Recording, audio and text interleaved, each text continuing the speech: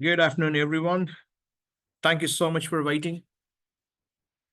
Uh, First of all, ladies and gentlemen, I just would like to get a confirmation from you all if I am audible and if you're all able to see my screen.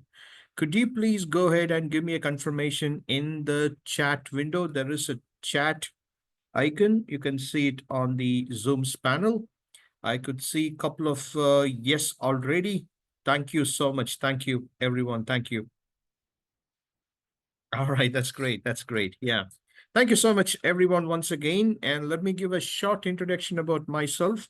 My name is Anant Palanisamy, and I know that for sure it's quite hard for you all to pronounce my first and last name. So you can call me as Andy. Andy, I've been known as Andy for all these 16 years with Manage Engine. And Manage Engine has a wide range of portfolio, and I have sailed with almost all the products of Manage Engine. So I'm not going to go deeper into the Manage Engine products that we have for the today's session because we have a very limited time. We have close to 45 to 50 minutes, and I have to give a lot information about the compliances that is applicable in all the three countries, especially Greece, Cyprus, and Malta. So without any further ado, I'm just going to get into the today's topic. Oh, I'm sorry. I have another request for you all.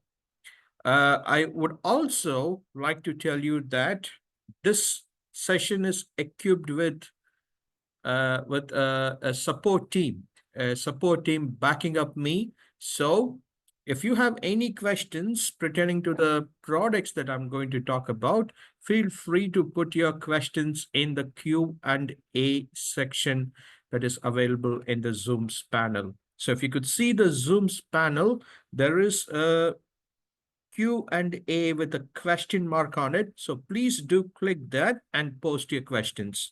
Be assured that all the technical questions that you're going to post it here will be answered on time because I have a support team sitting besides me. It's not one person, it's a team that is sitting besides me who is going to answer to all the technical questions. And every now and then, I will go visit the Q&A section and I will try to answer it on live. So what is that we are, uh, what is that you need more? So you have everything available here, okay? So without any further ado, let me just go ahead and start the session. Complying with the data privacy law. And as I said before, this particular webinar is focused on three main regions, Greece, Cyprus, and Malta. So wherever you find EU, it's very specific towards the three countries. That's something that I would like to emphasize before even I start the session.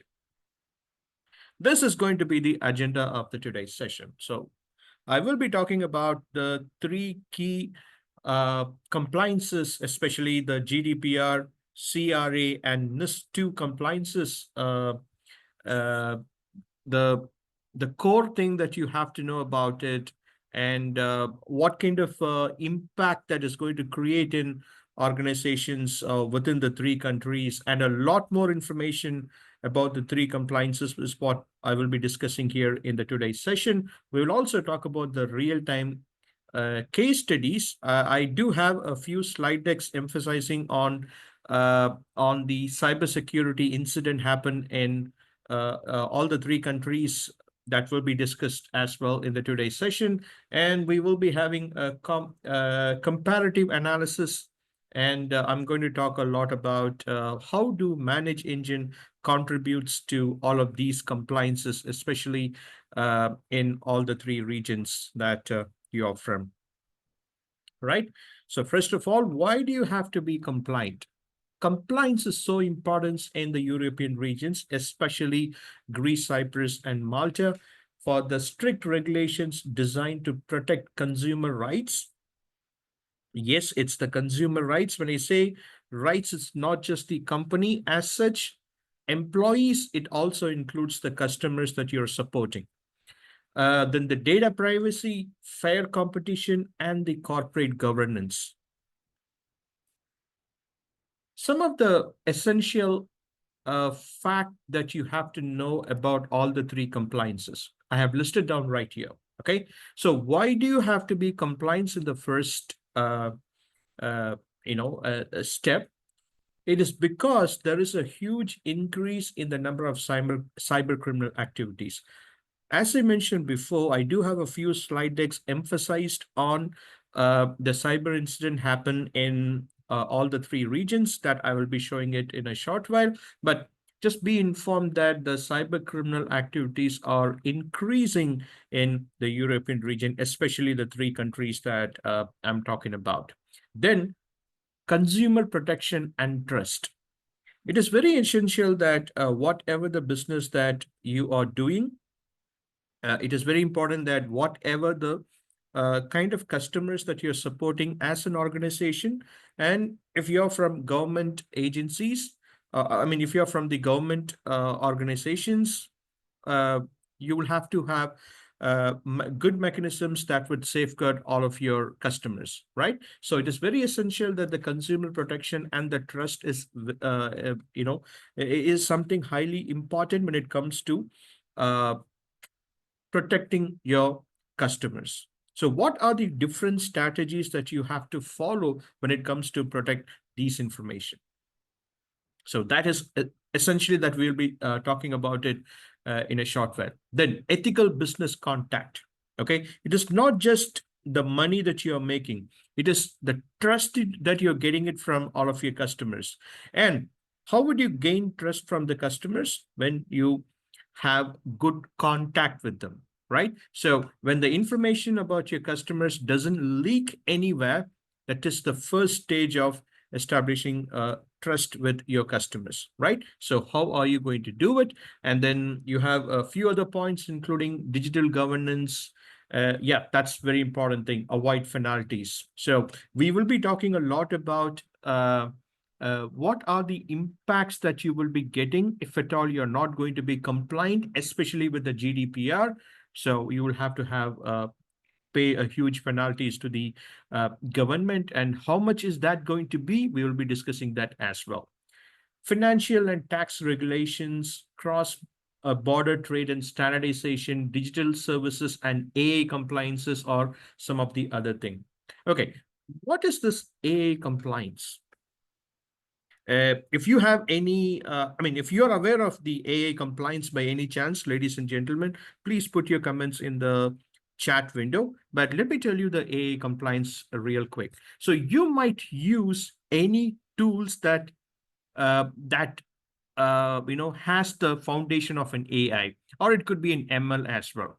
Now, this AI or the ML will have the habit of collecting the information about your consumers.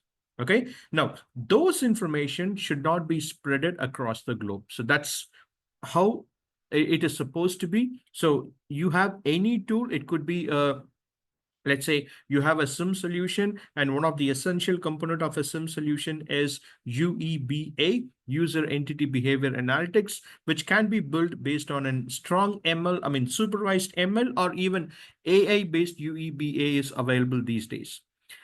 When it comes to these kind of tools, uh, there is no way that you could build all these tools all by yourself. It could be the vendor that has offered the solution as a part of the SIM. Make sure that is complied with all of these regulations. So if they are going to collect the data about all of your customers, make sure what data is going to get collected, and where are these data are going to get stored, and if at all the vendors are going to have any information that they are going to get stored on their side, their database. These are all the things that you will have to be so cautious about. So that's why we have the AA compliances in place. And then reputation management and business growth, intellectual property protection. These are all the reasons why you will have to be compliant all the time. Let's talk about the cyber attack happened in Greece, Cyprus, and Malta. Let me start with the Cyprus.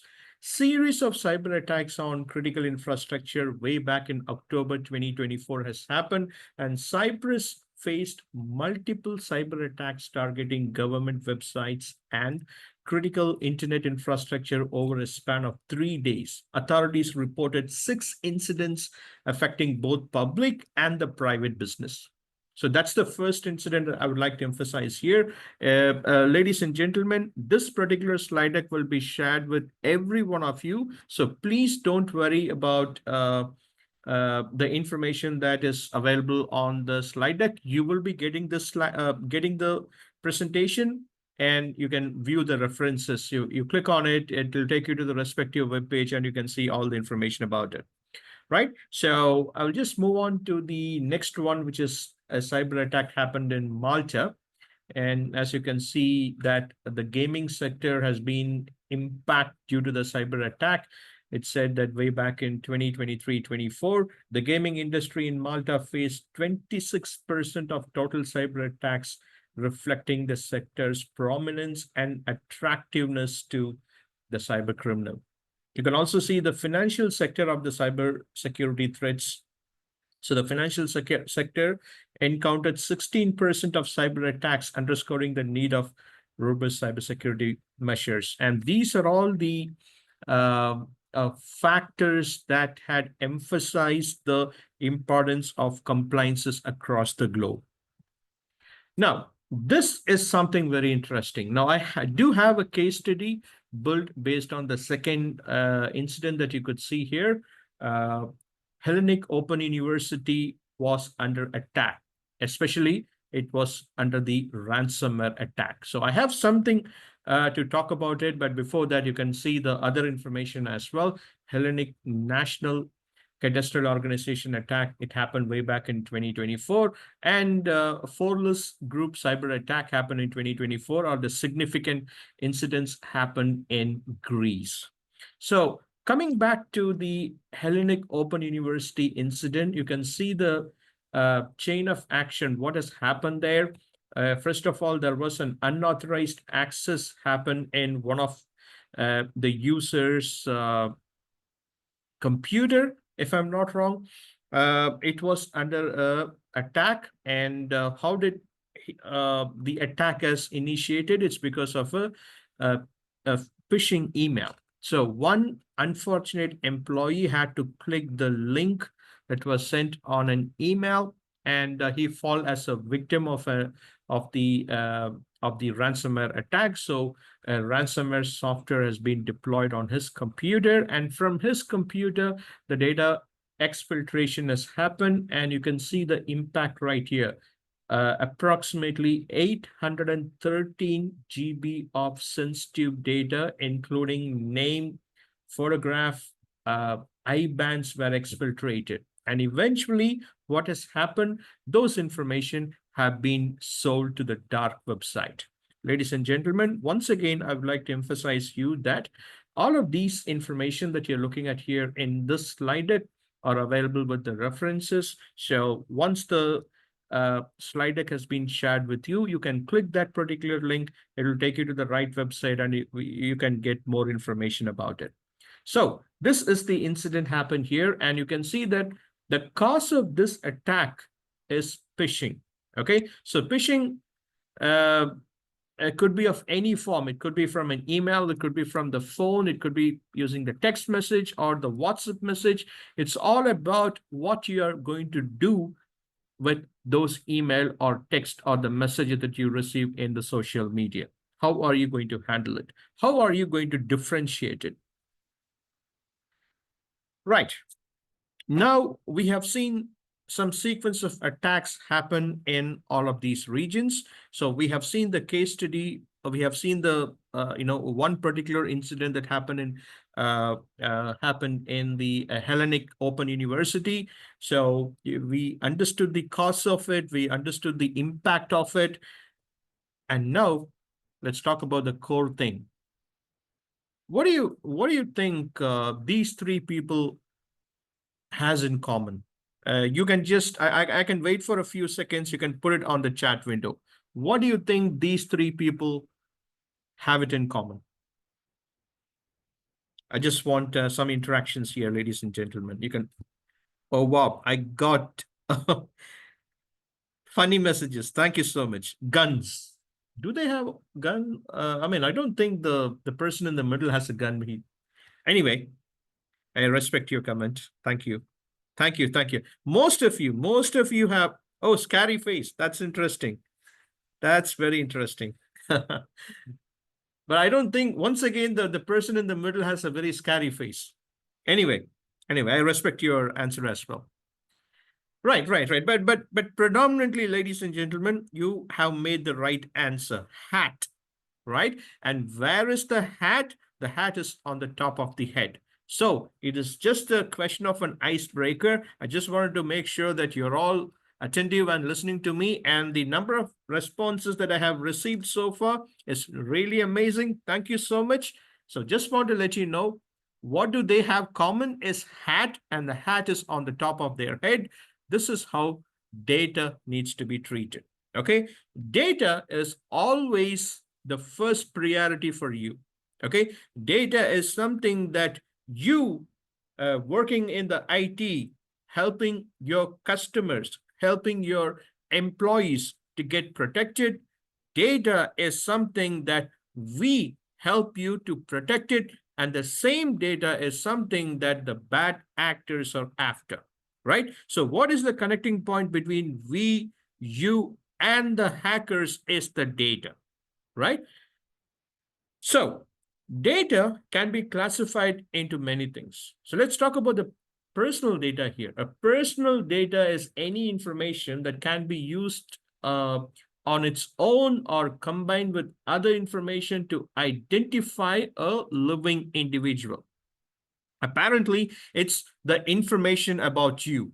You as a IT administrator, you as an employee, you as a customer, uh, and everybody, right? So all the information about you is what you call it as a personal data. Now, look at this very careful. Okay, so there are three different classifications when it comes to the personal data. First one is a direct identifier. Second one is indirect identifier. The third one is sensitive personal data. So direct identifier refers to name, address. It could be email address or a physical address, or it could be your home address or the office address. It also includes your contact number. It includes pretty much every information using which you can be identified. Right now, I have a friend sitting next to me. His name is John. I will call him as John. Right now, when it comes to the IT team, right, name doesn't matter. Okay, so you call them as objects. Let's say you have the same John available in Active Directory. You're going to refer him with a different name, right? Perhaps a SAM account name, or perhaps a name using which that you can identify. It could even be an IP address as well, right? These are all the indirect identifier. This also includes the location of that data.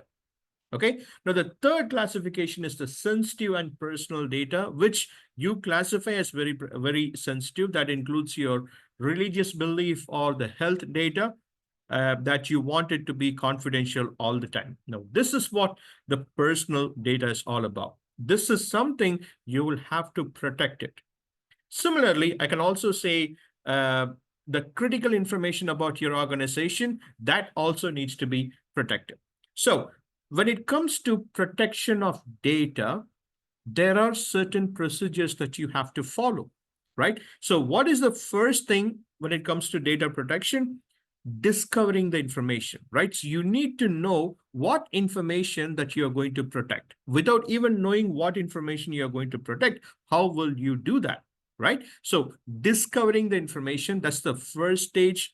The second stage is, once the discovery has happened, you will have to classify the information. Look at this slide very close here. I have the information discovered. Now I have classified it based on information that should be available on the public. I don't have to care about it, right? Because it has to go to the website. It could be the information about the products that you're going to sell.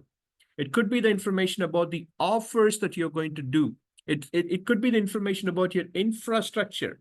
Let's say you run a hospital. You will have to publicly tell the customers that I have a equipped ICU, I have a equipped a ward where I can store the patients. I have these kind of information, these kind of machines available in my organization. That is when you build trust, correct? So certain information needs to go public. You don't have to worry about it. Now, there are a few other information that needs to be only internally, but it can be shared with every employees that you have in your organization. For example, your playbook, your information about your competitors, the comparison document that you have about your product versus your competitor, right? So internal only information. That's the second classification. The third one is it has to be confidential. Contracts with the vendors, employee reviews, right?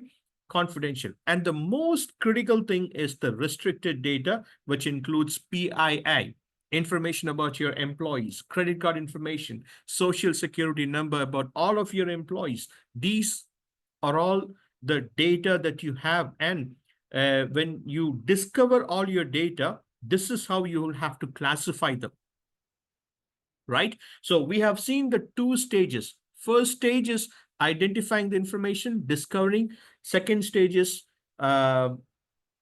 classification. The third stage is going to be access control. So what do you mean by access control?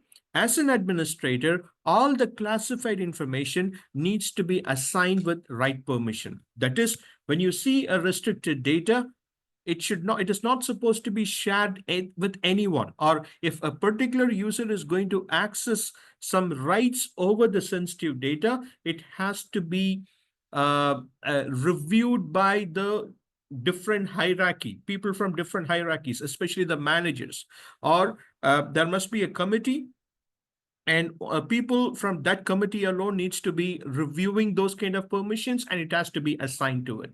Then you will have to periodically review it, what kind of action that the particular person is doing on those sensitive data.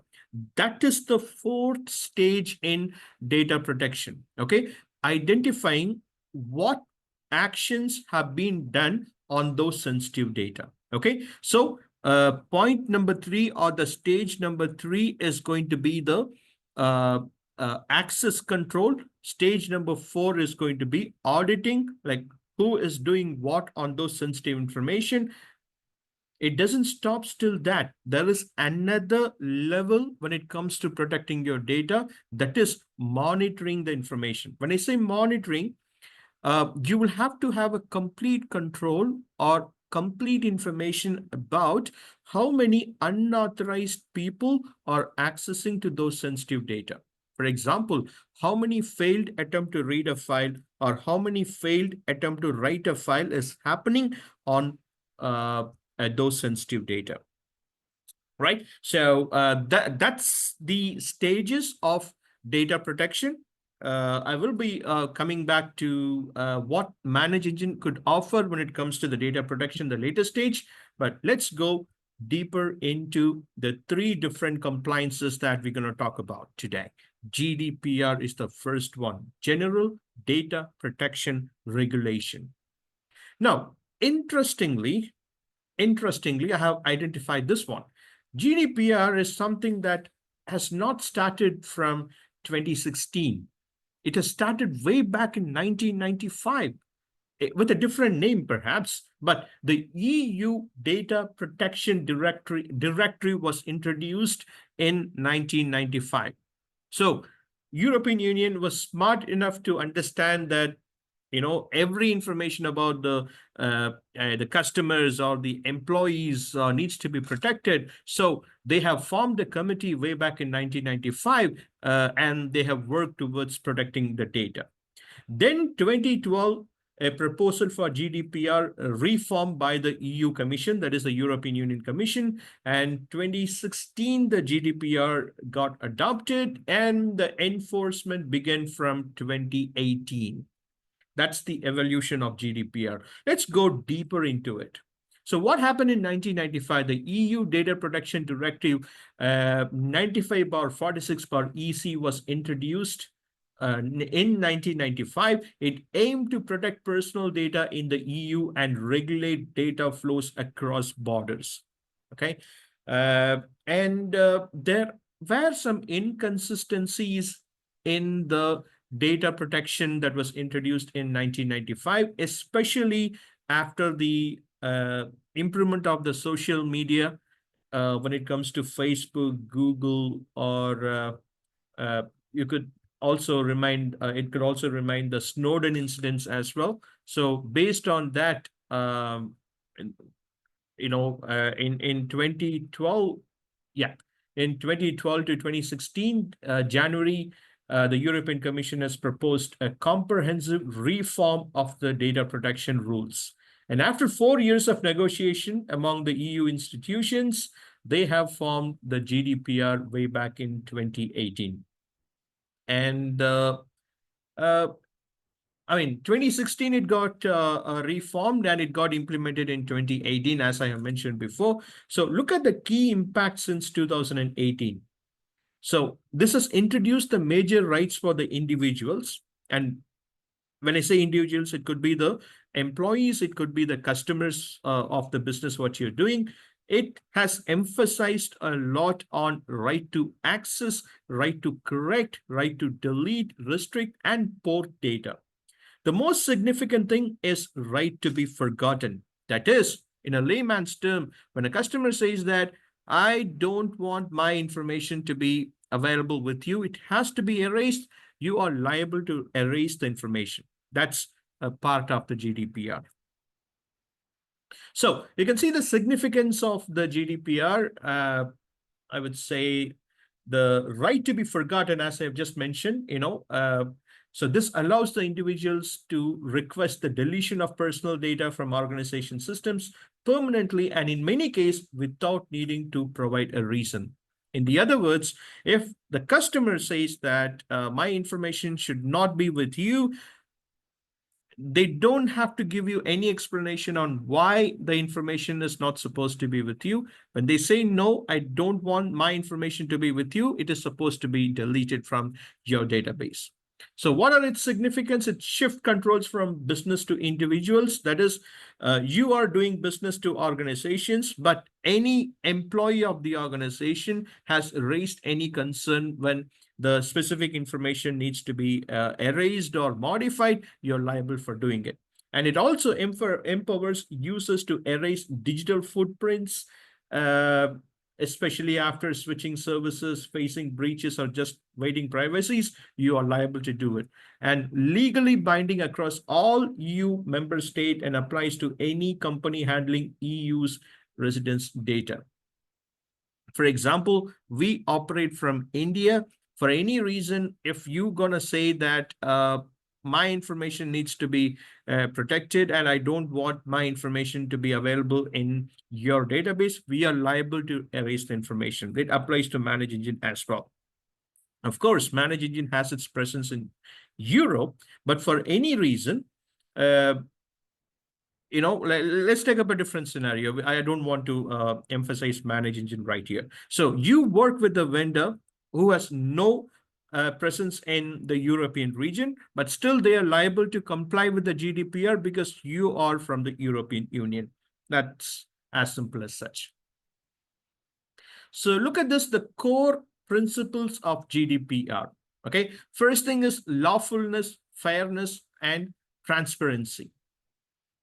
So the data that you have collected from your customers needs to be processed legally, which means the customer needs to give the consent whether or not to take the information, and it has to be used fairly, and it has to give you a clear explanation on why the data collection is happening. Okay.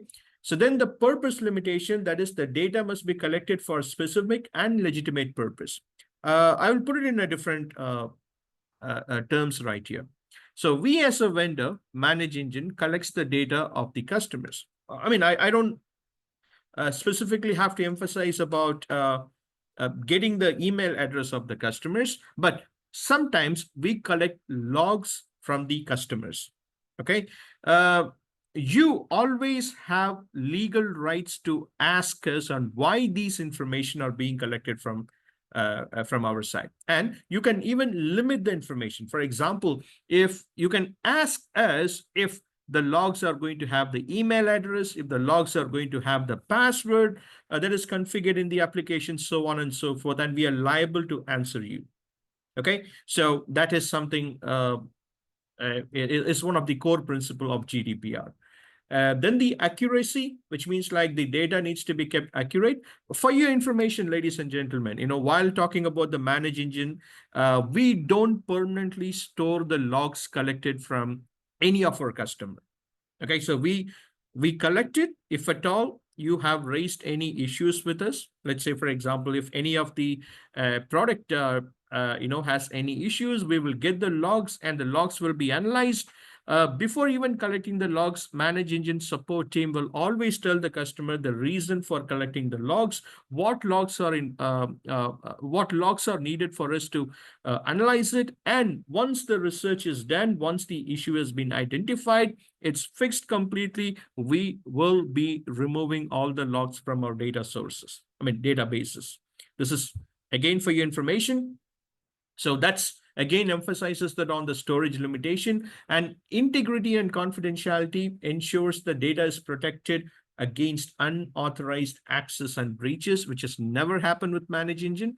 This is something that you will have to emphasize with your vendors as well. And the accountability is something that's very critical, especially when it comes to comply with the GDPR, because you are responsible for the information that is being taken from your customers. These are all the 7 core principles of GDPR.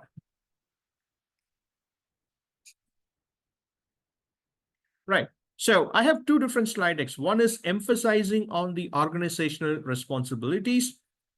As an organization, what are the things that you have to do? You have to be so focused on the consent management. For example, before collecting any data, ensure that you get the consent from the respective consumers or your customers on why this information is being collected, and you will have to get the consent from them, which is very critical. And the data protection officers needs to be appointed in every organization who will be responsible for protecting all the information taken from the customers.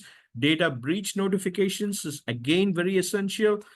A fully fledged SIM tool is capable of doing it. So it will help you to identify if at all a breach has happened. Let's say any data leak has happened in the dark websites.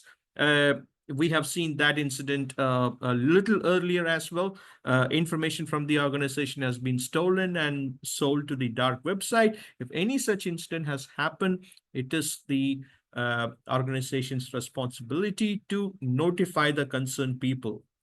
Then privacy by design and default, right? So you build a software, by default, you need to be equipped with privacy. So that's something very essential. And record keeping and data protection impact assessment that has to be done among all of your employees. The most critical and important responsibility as far as organizations are concerned is policies for access control and DLP. When I say policies, you will have to emphasize a policy among your organization that only the right person will be assigned the permissions on the sensitive data that you have. Okay, so and most importantly, when a permission has been assigned to the sensitive data, it is once again the organization's responsibility for revoking the permission once the job is done. This is where a PAM solution comes into the picture. That is the privilege access management. And one essential thing in the privilege access management is the just-in-time access, which needs to be automated. Which means when an employee is asked for a permission on a sensitive data, the permission needs to be revoked once the time has elapsed or exhausted. So that is something very essential. And data leak prevention is very essential as well. When you have considered and data as the most critical or sensitive, make sure you implement restrictions for downloading it to the local computer or uploading it to any cloud application. This is where the data leak prevention comes into the picture. These are all the responsibilities of the organization. As an employee, of course, the first thing what you have to do as an employee is adhere to your policies. That's very essential. Then undergo the training, especially the GDPR training, because you will have to be uh, understand the basic requirement of the GDPR. That is when you can deal with your customers, getting the information from the customers or storing the information. That can be done if only you have all of these awareness. Also, you have to follow the data handling policies and avoid the unauthorized access. Let's say you don't get an access with the proper channel, make sure you don't touch it. A tool like AD Audit Plus is very powerful when it comes to accessing any sensitive data, so you'll be in trouble later. And the most important thing is report data breaches immediately. Right, so far we have seen the GDPR, and I hope that I have given some information, useful information about it. Ladies and gentlemen, let me just quickly check for any questions. And I have seen a lot of questions have been asked in the chat window, and I could see a few hands were raised. Okay. All right, so the chat window has a few questions unanswered, ladies and gentlemen, but I just would like to confirm that is Manage Engine offering any NIS2 or GDPR? Yes, it offers a solution for NIS2 and GDPR.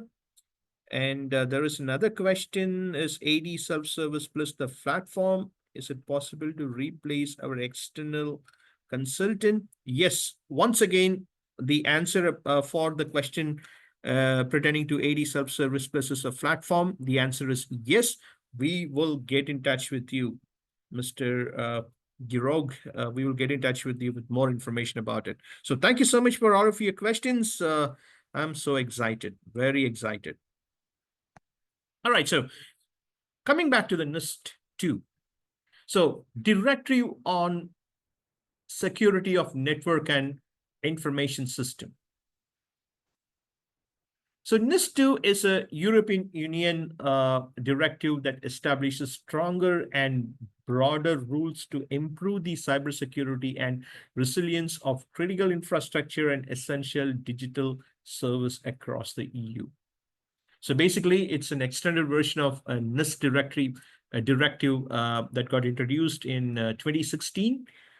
And the evolution of NIS2 is not like the GDPR. It got introduced way back in December 22, where the NIS2 was adopted by the European region, and way back in January 23, NIS2 entered into force. That is, it got enforced way back in January 2023.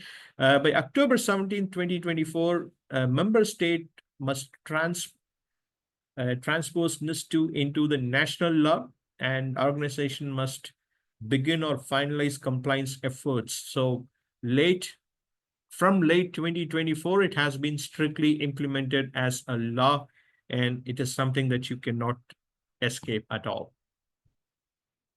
So some of the critical industries that needs to comply with the NIS2, okay, look at the sectors here: energy sector, transport, banking and finance, healthcare, water, digital infrastructure, public administration, and space. These are all the critical sectors of every countries in the European Union must adhere to the NIS2 compliance. Okay, and if you could see on the right-hand side, you could see the typical examples of all of these sectors. I don't have to go deeper into it. We have a very limited time once again. And does the size of your company matters when it comes to comply with NIS2? Typically, no. A medium 50 to 200 employees or any company with more than 200 employees that falls under the sector that we have seen in the previous slide deck must adhere to it, right? And this is an interesting thing. It is not just the European Union, even the non-European Union companies must comply to. Now, this is the most critical thing everybody should be aware of. If a company outside the EU offers services in the EU, it must comply with NIS2. Okay, that's a very interesting thing. You might have a vendor who is giving you a cloud or a data hosting or an online platform or whatever the services that is being offered to the countries that falls under the European Union, especially Greece, Cyprus, and Malta. Make sure your vendor is complied with NIS2, right? Now, pretty much like the GDPR, what we have seen a little earlier, look at the 7 core principles of NIS2. First thing is cybersecurity risk management. Organizations must implement appropriate technical and organizational measures to manage cyber risk. Okay. When I say cyber risk, it has a whole lot of procedures. It has a whole lot of standards that needs to be complied. Okay, and if time permits, we will be discussing about it today. If not, then definitely another session would be scheduled down the line. But let me just go on to the next one: incident reporting and response. Now, this is again an extended capability of a SIM solution. Okay, so a SIM solution needs to comply with a few basic characteristics. For example, a perfect SIM solution needs to be capable of collecting logs from different log sources. It could be a networking device. It could be a vulnerability scanner or any applications that you have. So a SIM solution should be capable of getting logs from everywhere. That's the first thing. Second thing, it must have a correlation. Third thing, it should have an alert. Fourth thing, it should have a good integration with the ticketing software, where the tickets could be raised if at all a incident was identified by your security solution. And similarly, one of the extended capability is once an incident is identified, you will have to raise it as a ticket in your ticketing software. Simultaneously, you will have to send alerts to the administrator, and it should be capable of taking some actions that would reduce the I would say impact of that incident should get reduced, okay? Or it should even be stopped. For example, bringing down the computer or logging off the machine or disabling that particular user who is causing these actions. These kind of activities needs to be performed. You call it as a SOAR. That is an extended capability of SM solution. That emphasizes in the point number 2, incident reporting and responses. Number 3, responsibility and accountability. For example, the management bodies are responsible for, I would say personally accountable for the compliances. So if you run an organization or if you are from the management, make sure you take the responsibility if at all a breach has happened. By any chance, it's the responsibility and accountability falls under you. Then the supply chain security NIS2 expands focus beyond internal systems to external partners and suppliers. That's a very essential thing. Governance and oversight, clear requirements for supervision, auditing, and enforcement, cooperation across the EU, that is, fosters a cross-border cooperation through the structured European Union crisis liaison of organization network, EU cyclone, that needs to be complied with. Scope expansion and harmonization. These are all the 7 core principles of the NIS2. Out of which I have told you the point number 2 is the most critical thing that needs to be complied with.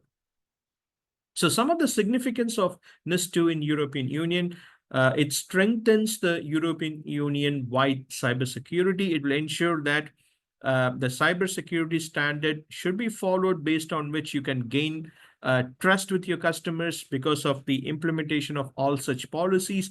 Then number two, protects the critical infrastructure. Of course, you are compliant with I'm sorry, you are compliant with the NIS2, which means you have all kinds of cybersecurity peripherals available in your organization that will ensure that all the critical infrastructure has been protected.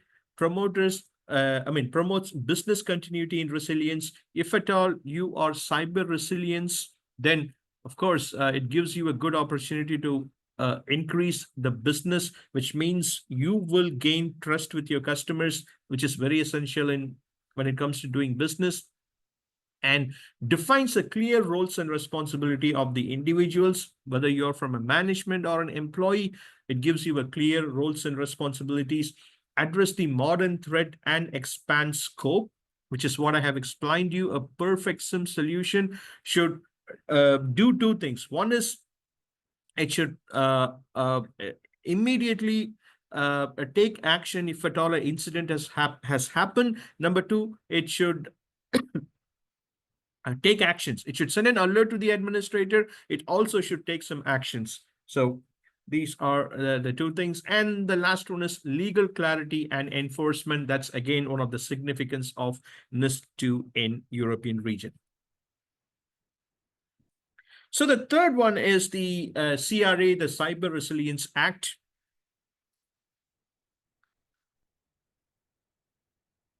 The Cyber Resilience Act is a regulation proposed by the European Union aimed at ensuring that all products with digital elements, hardware or software sold in the EU market are secured by design and remain cyber secure throughout their life cycle.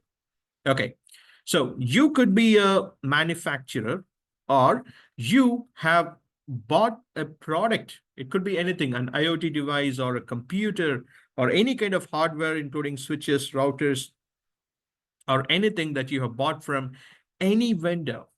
It does not have to be a part of the European Union. It could be somewhere else. It could be from Asia, America, or any continent.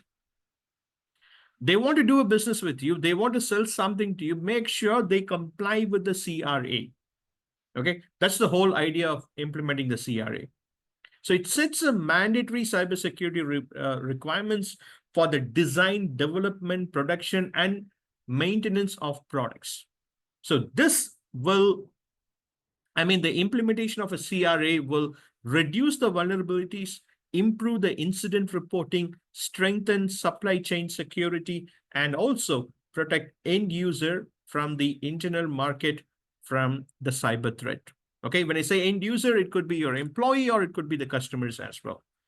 That emphasize the CRA. If you could look at the CRA evolution, once again, pretty much like the NIS2, it got started very recently. The pre-proposal consultation started way back in 2020 or 2021, and the proposal got published way back in September 22. Way back in 2023, review and amendments have been made after carefully considering all the points that are proposed. They have reviewed and made some amendment way back in 2023, and March 2024 is when the final CRA got approved. In the mid 2024, they have expected to enter into force, and we still have the timeline. Towards the end of 2027 is when you will have to be fully compliant with the CRA. I would say that is the deadline to comply with the CRA. So when it comes to the CRA products, what are all the products that needs to be compliant? CRA applies to products with digital elements marked in the EU, which includes hardware, software. When I say hardware and software, that includes the IoT devices, networking devices like routers, or even the smart home tech. That could also include your mobile phones as well. Operating system, application software, including desktop, mobile, or cloud applications, and industrial control system, ICS, and embedded firmware. These are all the products that needs to be complied with CRA.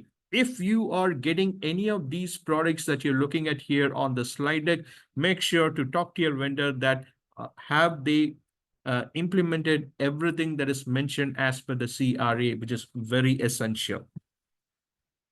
So life cycle security, manufacturers must ensure cybersecurity across the entire product life cycle, secure by design and by default, development, vulnerability handling, and patches throughout the support period. This again emphasizes, ladies and gentlemen, if you don't pay for the support, then probably you are not complying with the CRA. Because when you pay for the support, that includes the vulnerability handling and the patches by the respective vendor. So that's again emphasized here. And security updates must be provided without a delay. Also, the CRA defines the essential cybersecurity requirements. The first thing it should protection against unauthorized access, code execution, and data manipulation. Minimization of attack surfaces, logging and monitoring capabilities, robust authentication and access control mechanism, report actively exploited vulnerabilities and incidents in the ENISA and the national authorities, very importantly, within 24 hours, and maintain a vulnerability handling system. So the two things I would like to emphasize here when it comes to the essential requirement: protection against unauthorized access and the code execution. So if any malware or any ransomware script has been executed, not necessarily on the endpoints, it could happen on a firewall or on a switches or a routers as well. So these things are required to be monitored continuously. And unauthorized access is very essential thing that has to be monitored. This would leave, I mean, these kind of monitoring will help you to minimize the attack surfaces and plenty of other things that you can see here on the slide deck. Very important things. Right. So far, ladies and gentlemen, we have seen the three compliances: GDPR, NIS2, and the CRA. So let's have the comparison right here. I'm not going to go explain every single points, but you could see the effective, and as I have explained you in my previous slide deck, CRA, you still have some time. So 2027 is what the deadline is all about. Okay, look at the fine. So if you're not complying with the GDPR, how much fine are you going to pay? You are going to pay up to 20 million or 4% of your global turnover. That's when you don't comply with GDPR. Similarly, if you don't comply with NIS2 directive, up to 10 million euros, by the way. Similarly, GDPR is 20 million euros. Coming back to the NIS2 directive, 10 million euros or 2% of the global turnover is what you're going to pay as a fine.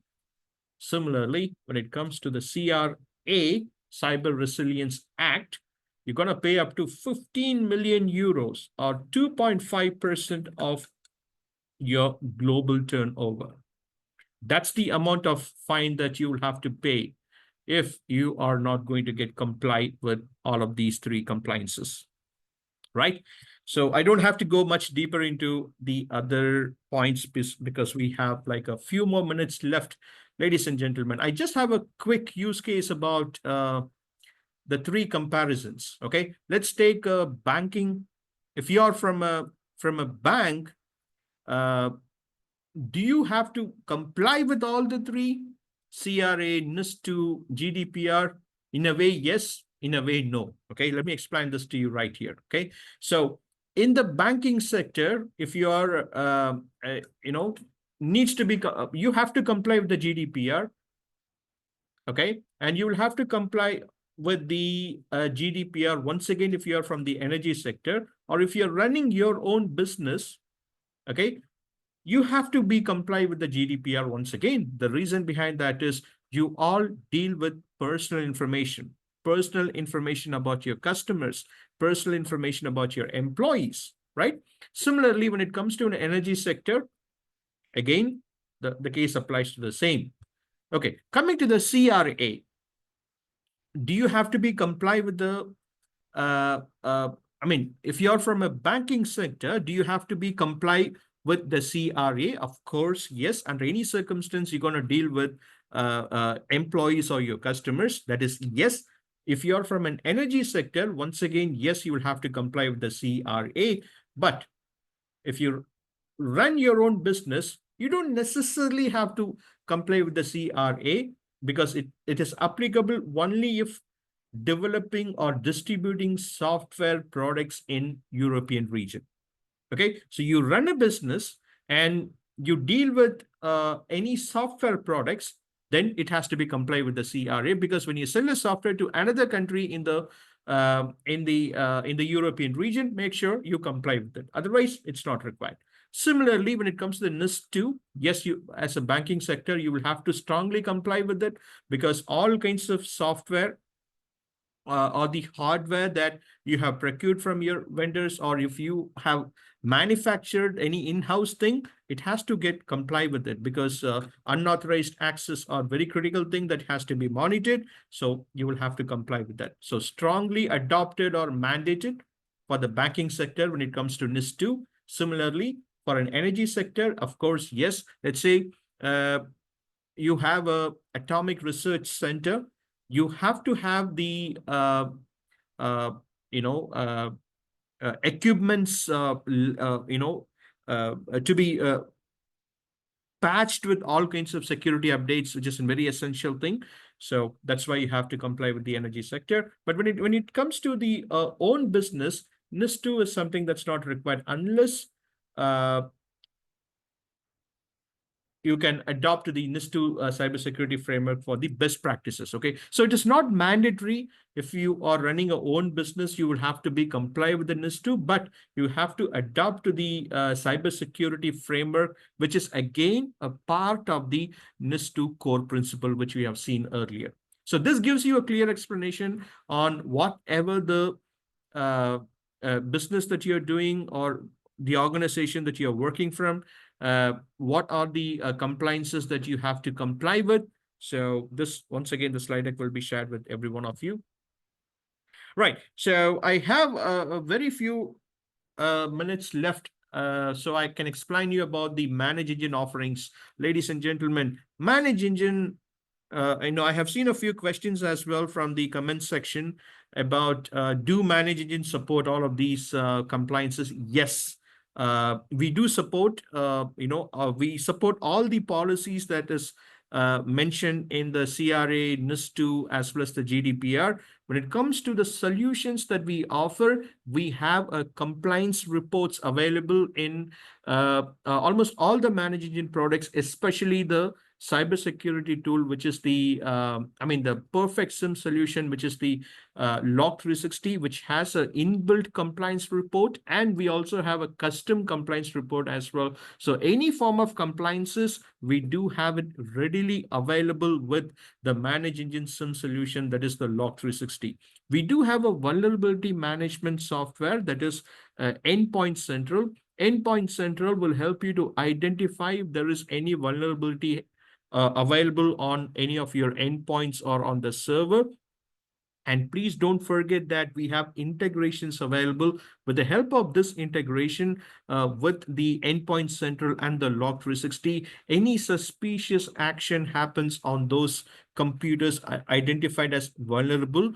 Through the Log 360, the patches can be deployed automatically. That is something we have. Then the data protection. We do have a fully fledged tool. Data Security Plus will help you to discover the information, classify the information, the data that you have. We even have an integration with the IAM suite, so that you can manage the permissions and auditing could be done. Then monitoring can be done as well. Apart from this, when I say monitoring, unauthorized access on the sensitive files and folders can very easily be monitored, and you can even change the permissions for the users or the groups available on the sensitive data. We even have the DLP, data leak prevention, readily available with the Data Security Plus, available for the cloud applications. That is, uploading the sensitive data to the cloud applications is available, as well as you cannot download the sensitive files to the local computers, the endpoints. Permission management, centralized permission management, like I said before, on the Active Directory, a user wants to have a permission, or on the files and folders, the user needs to have a permission, and you want the permissions to be assigned or revoked from your ticketing software. That is absolutely possible. You don't even have to go to the IAM suite. That is the AD Manager Plus application. You can do everything from the ITSM tool as such. So that is what we have. We have plenty of other things as well, ladies and gentlemen. Please do reach out to us at your convenience, so we can exclusively schedule a demo to explain all of these solutions that we have.